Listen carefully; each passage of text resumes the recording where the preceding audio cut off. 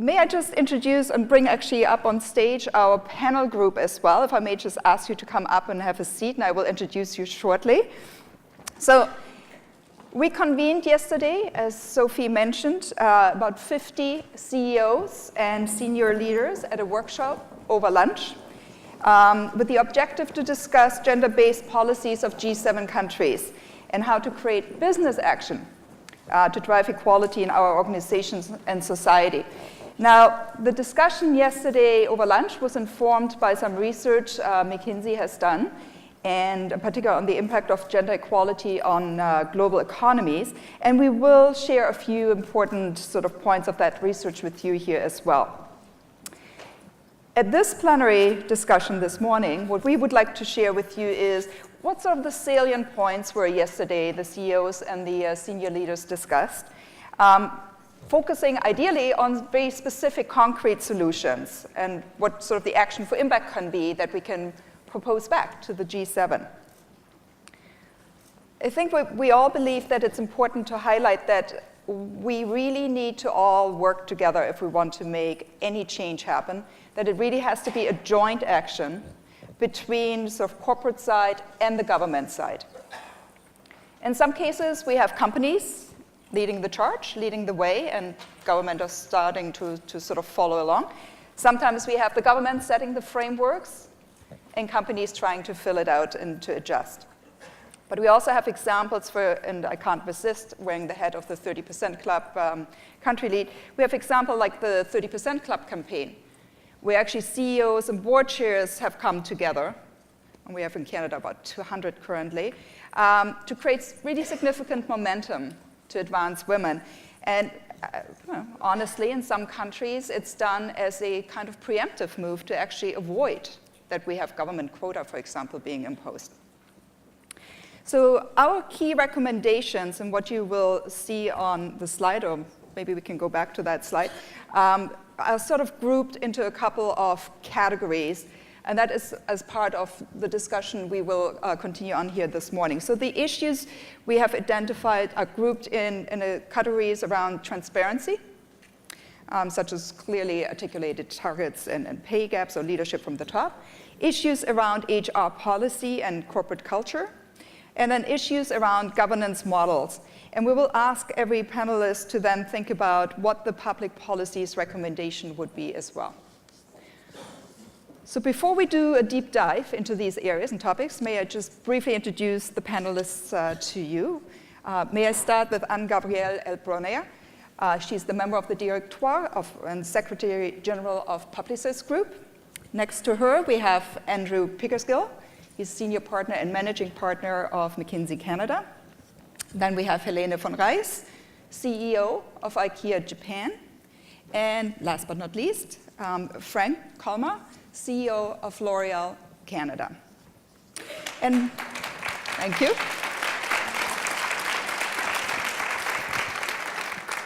And may I ask maybe Anne-Gabrielle to provide us with a bit of an insight and some overview on context about the CEO Champion session. This is not the first one, and so maybe you could give us a little bit an idea about the ambition of this session first. Okay, will do. Thank you very much, Beatrix. Morning, everybody.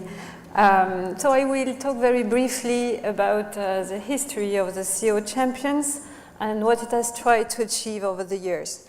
It was established in 2010, and it aims to drive progress and accountability for gender diversity in the private sector. It's a peer-to-peer conversation meant to be very open, very candid, between CEOs or C-suite executives, where they share their best practices, talk about their challenges, and how to overcome them. The very important thing is that it has been very actively supported by McKinsey, and I want to say a big merci to McKinsey for what they are doing for the CEO Champions, because it's extremely valuable when we talk about gender diversity to also have figures, analysis on which to rely. The CEO Champions, for you to know, is a very, very special moment in each Women's Forum. It's also, but do not repeat it, the only moment or the only place where you have more men in the room than women. This year, we've decided that the CO Champions workshop should take a slightly different angle, based on one assumption, which is our commitment to equality benefits from the support of public policy. This was checked with the participants at the lunch yesterday, and they all agree. And we've decided to work on how public and private sectors can join forces to drive more gender equality. I'm very happy this was done. If I can add a very slight personal touch, because I used to work for the French government before joining the private sector. So whenever we talk about public policy and the impact of state and regulation, it's something I'm very happy to do. So we know for diversity there is a strong business case. We know it's a moral duty. We know it's a business imperative. We also know the macro case for advancing women empowerment.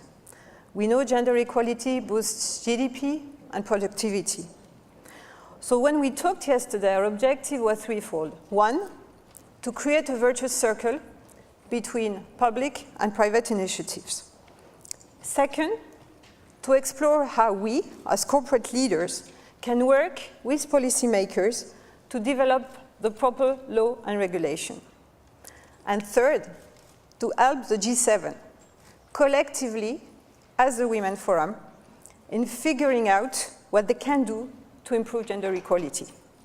So we've worked on this yesterday, as Beatrix was saying, and we're ready to report back to you what we've learned. Perfect. Thank you. Thank you so much, Anne-Gabrielle, for setting the scene and giving us a bit of context. As I mentioned, and Anne-Gabrielle alluded as well, we do use quite a bit of informed research and insights McKinsey has provided, and we thought it might be useful for the audience here as well to just highlight a few important facts and findings from the McKinsey research. So we're not giving you the full presentation, but Andrew, may I ask you to maybe highlight a few sort of pertinent facts that could help us setting the scene further? Sure. That's not the question I thought I was getting. So let's see what the slides say. A little bit on this topic of facts. We get asked a lot, what do you think in terms of public policy on this topic? And we're not public policy creators, but what we try and do is shine a light on some of the bottlenecks where perhaps public policy could be arranged in a way to nudge things along. And so a few that cross my mind when I look at the facts, and I think some of them will skim by on the pages here as they go across. Number one, obviously, is the senior representation of women in the executive ranks. I am constantly surprised with executives, at least in this country, how surprising the pipeline is to them when they actually see the facts. It feels like the most obvious thing, which is what is our woman representation at the manager, VP, SVP, C-suite level, and yet that always seems to be enlightening to folks. And so, again, I'm not a public policy creator, but I'm struck by maybe we should encourage, nudge more transparency on the pipeline. Second big gap, of course, that pops is around childcare. And we certainly see it in our profession and in many jobs. The first promotion, in my case, the path to partnership at McKinsey comes right at the age when many of our women are considering families. So anything that can be done around childcare support is, of course, interesting. And we're finding in some of the data, not just childcare 8 to 4, but emergency childcare, where someone could have the confidence that when something goes wrong in my primary childcare support model, or late at night, I have some access to something. That seems to be a benefit that our employees are calling out for, and we see some of that in the data. So there's a whole set of facts, I think, around that particular bottleneck. And the third, it's not in this particular data, but in some of the other research we've done, there's clear segments of the economy where women in particular are struggling to get representation. In Canada, that would most certainly be in STEM professions. It would be in women entrepreneurs as another example, and there's, I think, 4 or 5 of these. And so maybe that's also an arena where funding, networks, and nudge and policy can make a difference. Last comment I'll make is, the biggest thing we can try and do as people that attempt to bring facts forward is to highlight the economic case for diversity and gender equality. And that will seem obvious, of course, in a room like this. I think we're just beginning in this journey of awareness on the economic case. And I feel like, at least in the economy I work in Canada, it is not new news to most executives that they would like to up female participation in the workforce. We're past that, I think, largely. But when it gets to the tough decisions on promotions and in the pipeline, grounding it in a conviction from a CEO, for example, that diversity equals a better business outcome and result, for me is uneven. And I hope not everyone is persuaded by facts, but some of these facts start to make the case that it's worth a lot to the economy. You saw that slide that flew by a minute ago. Thank you. But there's one that's not here, which is around the results of companies that are more diverse. And I think a conviction that this leads to better outcomes will actually drive as much or more than policy, as opposed to it's just a good thing to do. Thank you. So just as this slide popped up here, sorry, we just lost it again, you had this green, yellow, red slide where it showed an overview of the various G7 countries. Thank you. Where it shows an overview of the various G7 countries. And for the audience, when you see red, clearly something is amiss and it's not working so well. It might not be that easy to read. But there are countries that clearly have at least no more red flags. Canada looks pretty good from what you can glean here. But there are countries also where a lot of gender equality, particularly in the work category, are just not advancing fast enough, right? You have the society bucket, you got the legal protection, physical security, which looks great almost in all countries but the US. But you do have, in the first category to the left there, which is really around gender equality in work, still a lot of inequality going around. And as Andrew pointed out, Canada really could do better as well. I mean, we love to see Canada as the thought leader on gender equality. We're quite proud that we are hosting the G7 this year and that gender equality will be a topic at the G7. However, in reality, if we look how many women we have on boards, for example, it's only 14%. 14% for our publicly traded companies. It's not really anything to write home about, to be honest. We also have, we have a momentum, and I think that's what Andrew is trying to say. There could be more, but we have a momentum of CEOs and board chairs who say, yes, this is now important. We can stand up for it. We can join a pledge like the 30% Club. We can be more proactive. But it looks like we still have a long way to go. The good news, I think, is that in comparison to 5 or 10 years ago, gender equality was really a women's issue. And it was women talking about gender equality. That has changed. It now has become a society issue and a business issue. And that, to me, is a great fact, because once it becomes a business issue, once it becomes relevant to your bottom line, action will hopefully be taken. And that sort of leads me to the CEO questions. And Helene, maybe I can start with you. Currently working in Japan, for being the CEO of IKEA in Japan, what do you see company leaders can do to enhance equal opportunities in women? And in particular, if you can use your company and the culture in Japan as a context piece, that would be fantastic. Sure, thank you so much. So as a global company, very committed to values like honesty, transparency, and collaboration, it goes, as completely natural for us that whichever market we enter, we want to do business the IKEA way, which means that we want to influence and listen, and we want to be part of society and develop society, because we believe that we want to do good and we can do good. So in 2012, I would say it was the starting point for us to be really serious about what this means from a business perspective also, not only from a women and people perspective. We decided that 50-50 men and women in management positions all the way. And that has taken us until now, but today actually 50% of our management board is men and women each. So it also means that it works. When you put numbers to it and you put KPIs on it and you follow it up, you can do it. So from a Japanese perspective, I don't know how much you know about Japan, but you could see some red boxes here. And Japan is culturally and structurally, in my mind as a foreigner, a very different and conservative culture.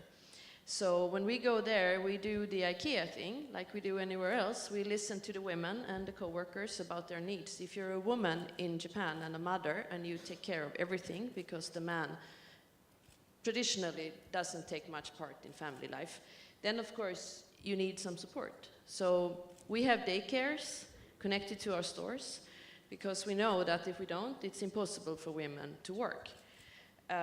You could say, for take example, logistics. It's a traditional, very male area in all companies, I think. So for us, we said, well, couldn't actually logistics be good for women? If you work very, very early mornings, you can be back home for the kids to go to school. Couldn't we somehow figure that out?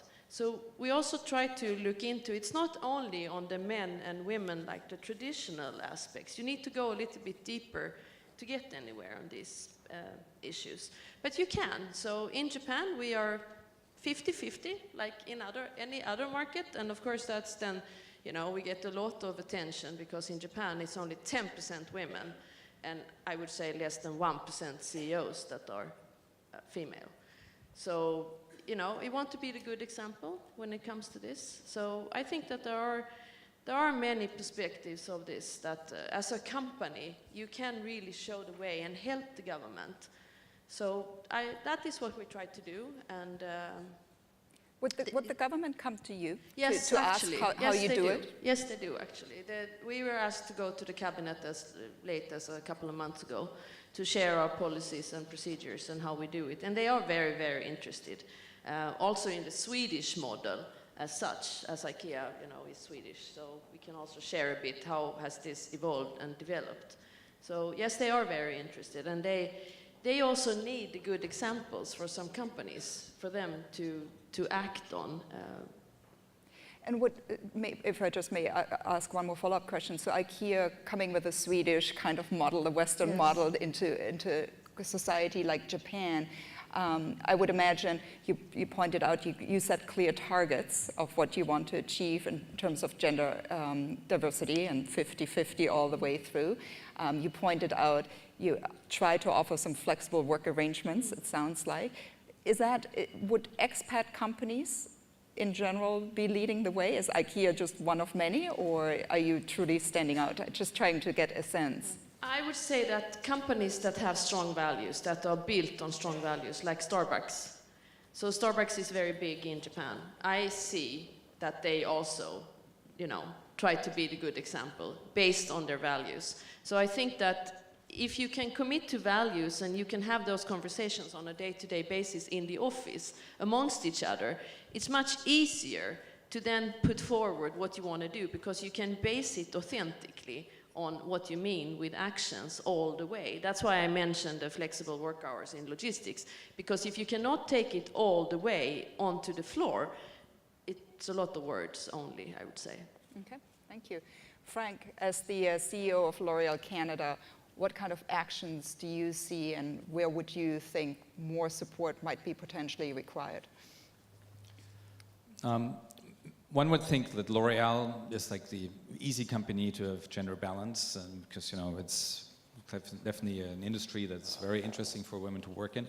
But I remember when I joined L'Oréal some 19 years ago, there was only one woman in the Canadian management board, and even when I came back 7 years ago, we still heard a lot of people talking about the boys' club, and just had this morning a conversation with a very talented employee of mine, said, Frank, really the acceleration has only started the last few years. So even, you know, if you are in industry, you have to be aware. What have we done, and what should you know, we do further? I think the first was really to be committed, I would say, as of you know, the mid-2000s, for really tracking and setting a gender-balanced goal. And it's actually not just between the genders, but it's really being inclusive, diversity. Canada is a country of immigrants. Today we now have 72 different nationalities working for us. We know that in our area, the new Canadians, the Chinese Canadians, Indo-Canadians, Filipinos, they are the new Canada, and we need to have this representation both, equally represented in both genders. But we track everything from interns over every level, and that we have done over the last 10 years in order to make sure that we are always aware of our choices. And today, in my management committee, we are 46% women. It could be next time 53, so it's all the question. And I think what I'm most proud about it is not the typical HR communications, 3 out of 4 divisions, or 85% of the turnover, is run by women. Okay, that is something which is sort of the fruit over the years. What we have seen when we started tracking is there are certain points, like you mentioned before, whether McKinsey or IKEA, which are very difficult, which are barriers to progress to women. And one element, and we are probably lucky that we are in Montreal, and some advantages and disadvantages, but the Quebec government has started really early to help companies if they were interested to allow to invest in affordable childcare. And we created our own childcare on our sites, and now we have a second one which is affiliated to us.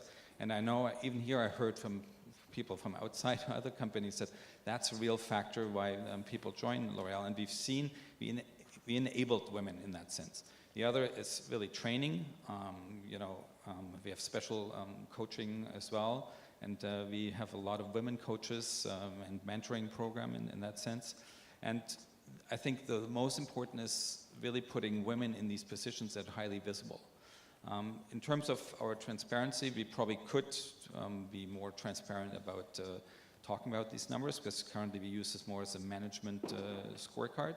But what we've done, we went out to get certified by EDGE and GEIS, and we talk about this openly, and of course you have to be recertified every year, so there's a clear commitment on that. And then I would say is walking the talk from my side as well. Really assigning key projects. We just redid our whole offices. We had a very inclusive, diverse team, but also run by a woman. And it's amazing the results. We are one of the more mature countries, but we had clearly above group results over the last 3 years, and then people buy into it, and then you sort of create this positive spiral. So I think it doesn't take that much. What it was helpful as well for us was the government.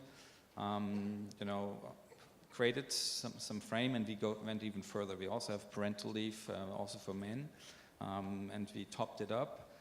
We then went the next step as well for compassionate leave, which we also support fully. Because elderly care is also one of the key, barriers to advance further. I think where we have to go further is help women to also go abroad. We have over 60 expats, Canadians, who are in the group.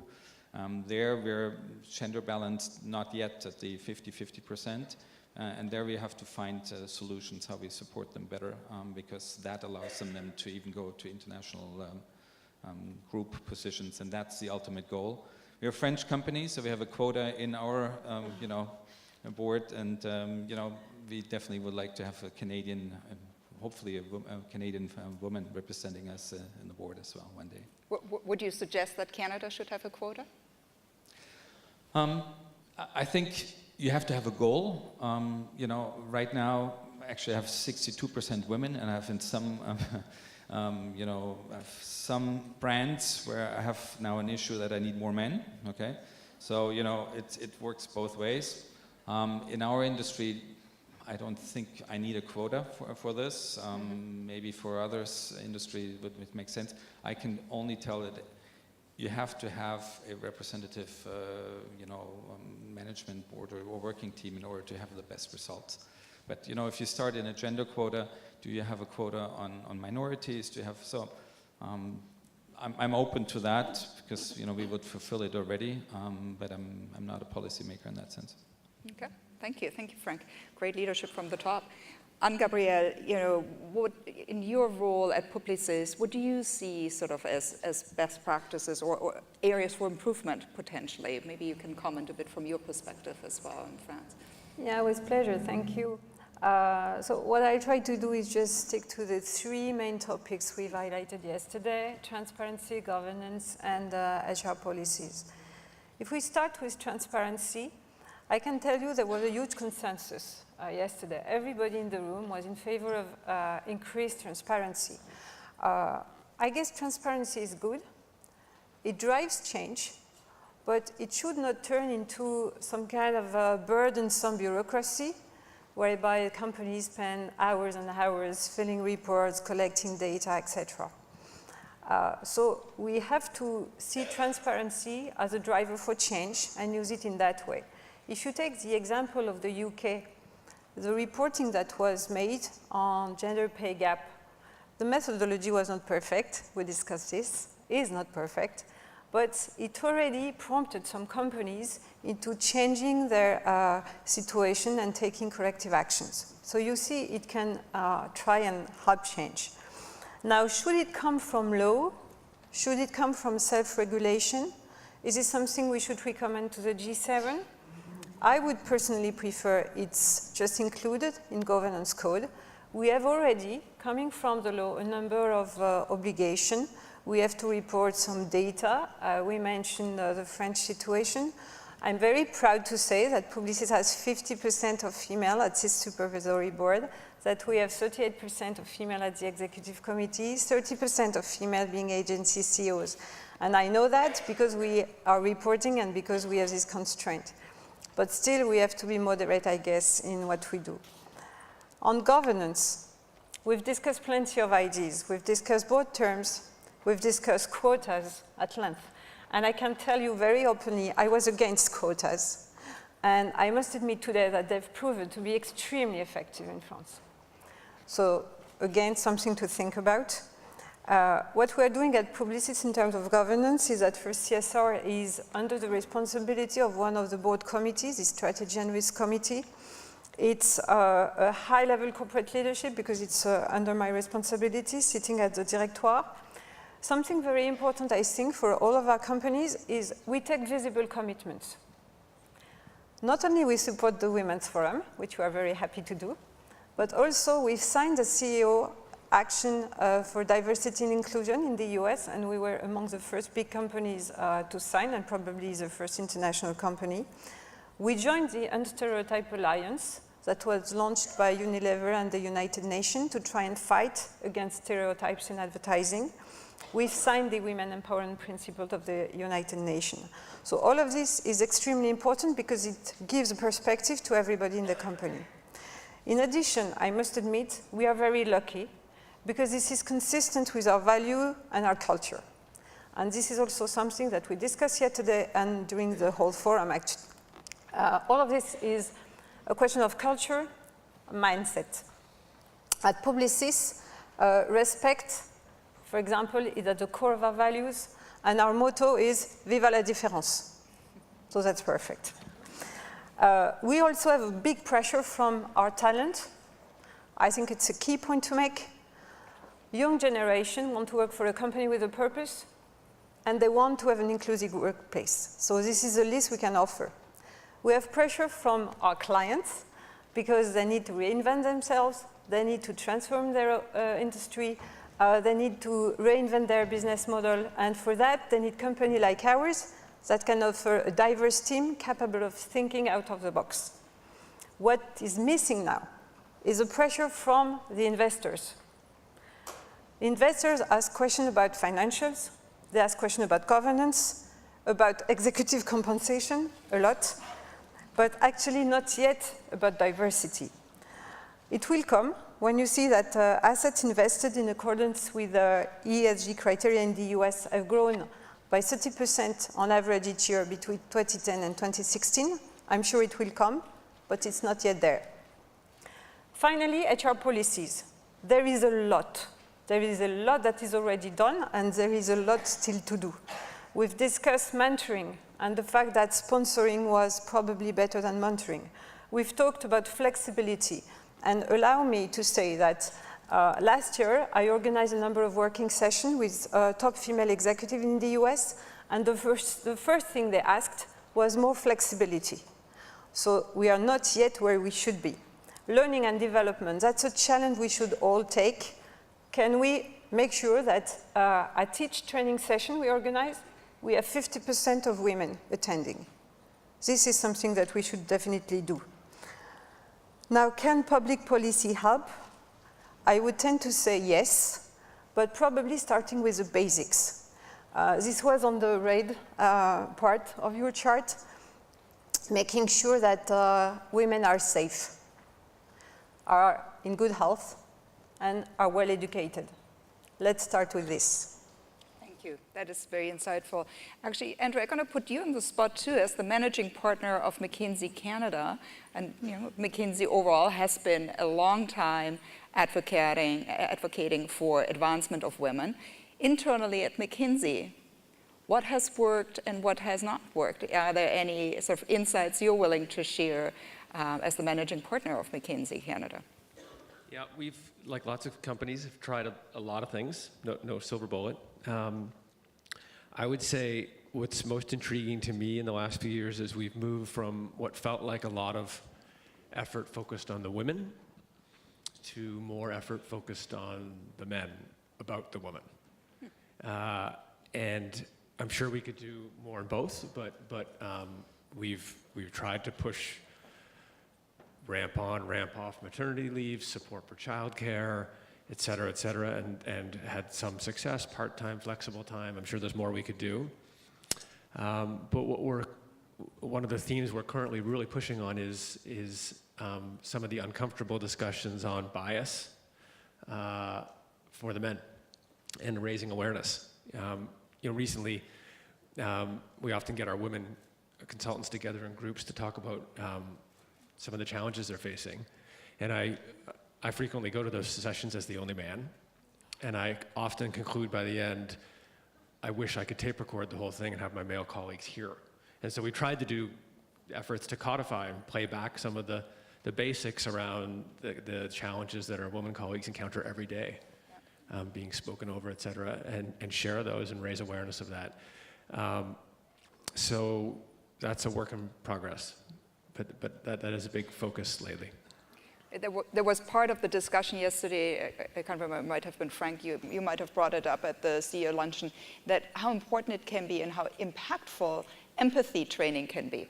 Do you want to briefly elaborate on that? Because that goes a bit to what Andrew just commented on, helping men to understand better how to be part of it. Well, that was not even the purpose, but that was a sort of a side product. We believe, we were only a product company, and we saw that we have to go more into service. And if you're only focused on product and science, and we've done a lot for on that side, we had as a company develop empathy, and we actually did. You all probably know these 360 performance reviews. We did a 360 empathy review in our management committee. It was an absolute interesting process and very deep. And there we saw a lot of the differences because the empathy training is really about me, you, and we. You heard it yesterday very well from Sophie Grégoire-Trudeau. And it was very interesting how, men and women have, even if they're in the same meeting and they work in the same business, how their needs are different, and how you can get out much more if you have this empathy approach and if you really have active listening skills. And it was so successful for us as a management committee that we actually said we deployed through the whole organization. We actually see that retention on all levels, we're up 10% in our retail, where retail retention is really, really difficult. People have much higher job satisfaction, the net promoter scores, which is then the customers telling us back, much higher. And now we really roll it out on all the different levels in order to, hopefully make L'Oréal Canada a better place to work. And what's interesting is we first had a lot of skeptical views from our mother house in Paris, and they actually now took this on as well, and working on that, to bring this in. And we saw that really helped us to better understand, just like Andrew said, be aware of, what, certain patterns, Right. can be perceived from the other side, and it helped us. And it was not the focus on gender; it was really help us move into a service and a better organization with empathy. Yeah, very interesting. Maybe there's a combination of bias and empathy training everybody should go under. That's a very interesting approach. Thank you very much. So we have a few minutes left, and of course we want to leave some specific recommendations for the G7 summit behind. So maybe if I could ask each of you just for sort of a short description of what you think could be one of the priorities that we should put forward into public policy for the G7 summit. So actually, Andrew, I start with you and I come around so that... Yeah, I'm super intrigued by this notion of a commitment to transparency on women representation in the executive pipeline and on boards. I know for many people that will feel insufficient, maybe, but as I said earlier, I'm constantly surprised at how unaware many companies are. And I think from there you have the basis to let different organizations, countries decide whether they want to do something with the data. And there's lots you could do. You could do quotas. You could encourage investors to ask questions. We could have investors that are owned by government entities actually do something or mandate something. But to me, starting with more transparent data would be a step forward. Okay, thank you. Helene? From my perspective, Japan is a very advanced society in many dimensions, and all the facts and insights are there on where Japan is on this topic and what needs to be done. It just needs to be done. So I think from a cultural and structural perspective, from a public policy perspective, the Japanese society as such needs to come together and decide we can do this, because if we do in Japan, there is this amazing potential of 12.5% GDP growth, which is unbelievable to me as a foreigner living in Japan, in a country that has had such a flat economical development for so long. Unleash the well-educated women, and Japan will see amazing growth. Okay, thank you. Frank? I definitely also like the transparency on the quota, as a discussion or a target. And I think in Canada, really the crown companies should then go ahead, and also the institutional investors, should walk the talk. I'm really focusing on the enabling. How can society enable, how can policy enable women to overcome those barriers and also include men in that? So, I've been fortunate to work in Quebec. I think, that should be something, that the universal childcare of an affordable and good quality should be on higher priority. And I think then also reintegrating men or women who took the parental leave into the workforce with, I believe, upskilling support would really help. Because, in a digital age, things change so fast, and I think that will definitely help to unleash the 12% more growth at 12 trillion. So. Okay, thank you, Frank. Anne-Gabrielle? Well, I will very rapidly say three things. One, lead by example. So appoint senior female executives whenever you can. I mean, I'm talking to the G7 countries. Second, ask public investors to ask the right question about diversity and inclusion. And third, align to the highest standard. Exactly what we've done with private companies.